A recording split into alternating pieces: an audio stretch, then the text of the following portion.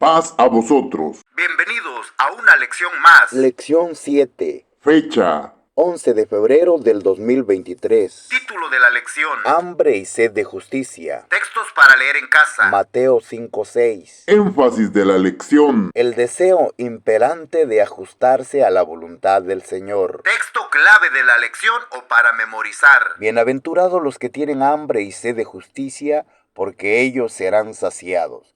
Mateo 5:6. Objetivo. Comprometernos a leer, estudiar e interpretar las Sagradas Escrituras con los criterios que Jesús enseñó, los cuales revelan hambre y sed de justicia. Narración. Tener hambre y sed de justicia es un rasgo que expresa el carácter de la nueva humanidad. Y sabemos esto porque Jesús se distinguía por tener como prioridad practicar y promover la justicia del reino de Dios. Muchos eventos de la historia humana están marcados por el hambre y la sed.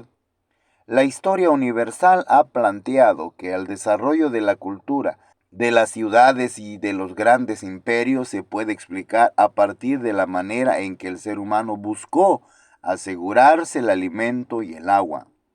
Además, en los relatos bíblicos podemos encontrar que muchas decisiones trascendentes se tomaron en torno al alimento o el agua.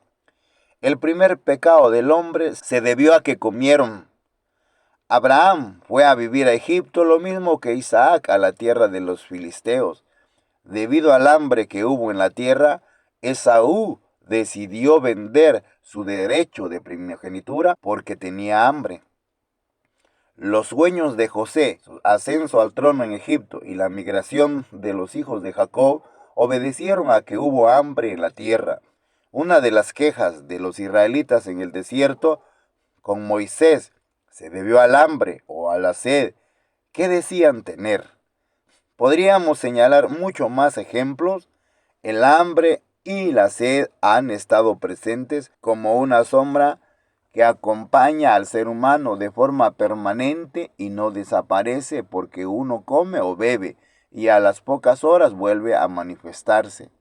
Hambre y sed son expresiones paralelas. Ambas apuntan a una necesidad vital, por eso se pueden usar de manera indistinta. Sin embargo, usarlos juntas da una relación enfática a la necesidad. Por otro lado, es importante señalar que el hambre y la sed sirven para expresar que tenemos otro tipo de necesidades imperantes a las cuales les damos esa equivalencia, pues el ser humano no puede vivir sin comer o beber. Son las experiencias que sustentan la vida, como respirar o dormir. Es por ello que cuando alguien atribuye a la satisfacción de una necesidad, sea real o ficticia, el carácter de vital, puede decir que su hambre y su sed son de eso. Así, por ejemplo, se puede tener hambre de amor, hambre de esperanza, hambre de compañía, en sentido positivo o sentido negativo, hambre de poner, hambre de venganza, hambre de admiración, hambre de dinero, etc.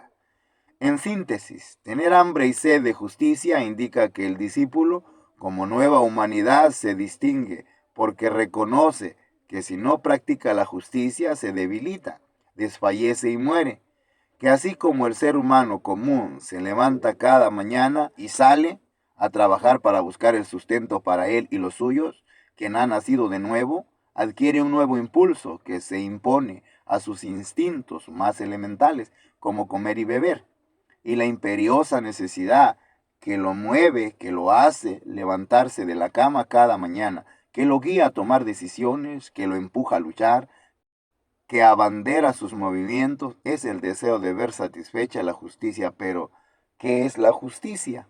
¿De qué tipo de justicia se tiene hambre y sed? ¿Cuál es esa justicia de la cual el discípulo puede decir, o satisface la justicia o muero? Análisis. Primera parte. La justicia, según Mateo, ajustarse a la ley a la manera de Jesús. Mateo, como buen hebreo, tiene una comprensión de la justicia vinculada a la ley. Para él, tendremos justicia cuando cuidemos de poner por obra todos estos mandamientos delante de Jehová nuestro Dios, como Él nos ha mandado. Deuteronomio 6:25.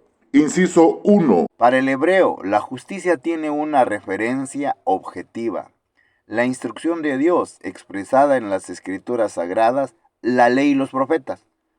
La justicia no es algo que cada quien pueda decidir cómo lo entiende, cómo lo define o lo vive. La noción de justicia no depende de cada sujeto. Es Dios quien marca la pauta, quien indica la medida y establece los criterios. Inciso 2. Desde esta comprensión, el hombre justo es similar a una puerta que calza justa dentro de su marco, ni más ni menos. La ley es el marco en el que el hombre debe entrar sin quitarle ni ponerle algo extra. Inciso 3. En este contexto podemos entender lo que Jesús dice, Mateo 5, 17 al 19, comente. Inciso 4. Algo que es necesario recalcar es que ley no son solo 10 mandamientos, sino toda la escritura sagrada, que en aquel momento era referida como la ley y los profetas. Jesús dice que Él ha venido a cumplir. Recuerde el punto número 2 del análisis de la lección 1. Inciso 5. Ser justo, entonces, es llegar a ser como Jesús, pues Él es justo en quien se cumplen la ley y los profetas. Comente. Segunda parte. Hambre y sed de verdadera justicia. Con base en el punto anterior, podríamos preguntarnos, ¿no es esa la clase de justicia que buscaban los maestros de la ley? Entonces, ¿qué novedad ofrece el Evangelio que predica Jesús? ¿No es lo mismo? Por supuesto que no. En Mateo 5:20 Jesús nos ofrece una respuesta y en el resto del libro hace una fuerte crítica a la manera que los maestros de la ley hacían su interpretación de las Escrituras. Inciso 1. Su ajustarse a la ley se hacía de manera aparente. Jesús los llama hipócritas. Mediante una aparente obediencia a la ley se construyen una máscara de piedad, de bondad y fidelidad a Dios. Pero Jesús los desenmascara. Les dice que son lobos con piel de oveja, en el 7:15. Son árboles que aparentan ser buenos, pero sus frutos son malos, verso 16. Su modelo favorito es cuidar los aspectos externos, pero son como sepulcros. Por fuera son hermosos, mas su interior está la podredumbre, 23-27. Su hambre y sed era de fama. Inciso 2. Su ajustarse a la ley era deshumanizante. Interpretar la ley de manera que se permitan tratar a su propio prójimo como objetos, como cosas o inmundicias, no como humanos. Por ello menosprecian a su hermano y le llaman tonto o descerebrado, en el 5:22. Creen que es más importante dar ofrendas que estar en paz con su hermano, versículo 23. Tratan a las mujeres como posesiones de los hombres, versículo 28. Se autorizaban odiar a su enemigo, versículo 34 y versículo 43.